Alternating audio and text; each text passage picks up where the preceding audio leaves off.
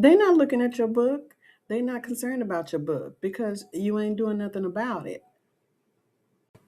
People don't care about a book they never heard of. So they need familiarity, they need an emotional connection, they need to see your book.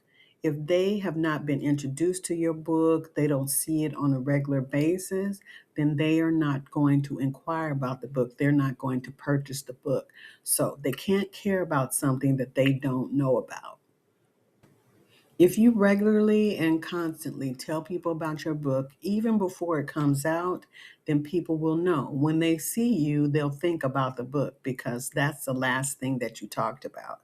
So you're always reminding them, hey, don't forget about my book. If you can't use it, hey, tell someone else.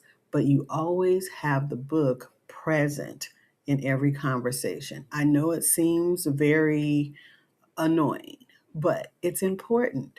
So, if you're not a person that likes to just go around bugging people about your book, because it can be annoying if you're just always talking about it, you may try social media. Now, I've said this in several videos, but social media is a way where you can talk without talking. You don't have to be on camera, but you can show your book all day, every day on reels and shorts and then posting. This is repetition. I am telling you again. But if you're not a person that likes to be in front of the camera, you don't like bugging people about things, but you do want people to buy your book, you need to let them know in some type of way, hey, I have a book. You can do flyers, you can do emails for the people that you already know that are your friends and say, hey, can you forward this to people that you know that might be interested in my book? And you're just doing this regularly so people get familiar with you having a book, you're an author, and you're trying to get more exposure. Your book is competing for attention from other things like social media, TikTok, Netflix, YouTube, other people. So it's not that they don't like your book, they're just consumed. So if they are consumed with all these things, why not be in those spaces where they're always consuming information? Become associated with your book like you are the expert of that information that's in the book. So, I was called the giving guru because I gave to people all the time. That's just what I was known for. I'm still known for that. People, hey, here's the giving guru. And, so what are you doing in your book? What are you saying so you can be that person, the guru of that?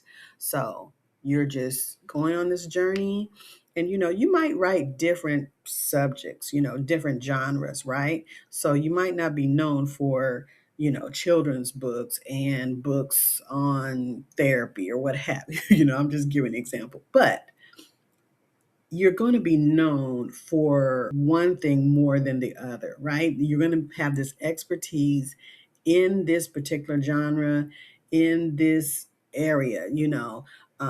Some people, it's divorce, self-help, mechanics. I don't know. These are just some random thoughts, but you want to be known for something, so lead with that. Say you're the expert at that. And as you grow, you will grow and people will know you for that. Books don't grow in silence. You haven't done anything before launch day, you're not telling anybody about it. You need to be very proactive about doing some type of marketing, some type of advertising, word of mouth. All of that works. And let people help you. Let people help you sell this book because it may not be that you're actually good at sales, but you're good at maybe talking to people one on one, right? And it's just like, I can talk to you and then I can tell you about my book. And then you might be just so enamored about it that you tell 50 people, and then there goes my sales, right? So just keep that in mind that if you stay quiet, your book is non existent. Build an ecosystem around your book So it may be that you're posting reels and shorts, Instagram reels, or what have you. You know, you're posting on threads, you're talking on YouTube about your book, but you're also giving examples of how your book is helping someone. Maybe your book is a self help book and it has helped someone from beginning to end. You have proof. And so you have that person on your channel, right? So you're building all these different ways that people can see you. You know, you're gaining exposure because the same people that are on YouTube, not all of them are on Instagram, and not all of them are on TikTok, you know, and then some people are on podcasts, and some people just want to listen. They do not want to physically watch anything because they're riding in the car, you know, and they can't watch something and drive at the same time.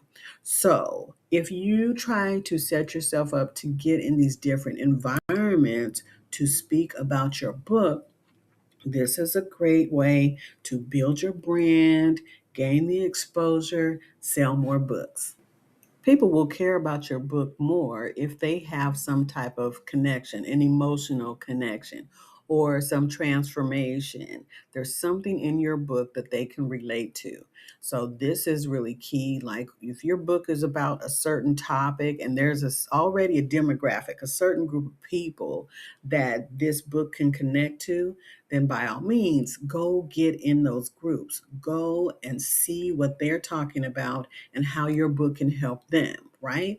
If there's already something built up, offer yourself to speak and then say, hey, I have a book, right? And then you will get a percentage of those people to follow you on your journey because what you're going to have a whole nother book to offer them. Consistency and visibility creates curiosity. So if I see you every day, all day, when I open up my social media, my YouTube channel, my Facebook, my Instagram, my TikTok, my threads, I listen to a podcast and you're on that, right? Then I'm going to look into you more. And especially if I can relate to you, there is some connection. You and I have the same story, or ours are similar, so I'm going to want to hear everything you have to say, even though I know I might have heard you on this one podcast.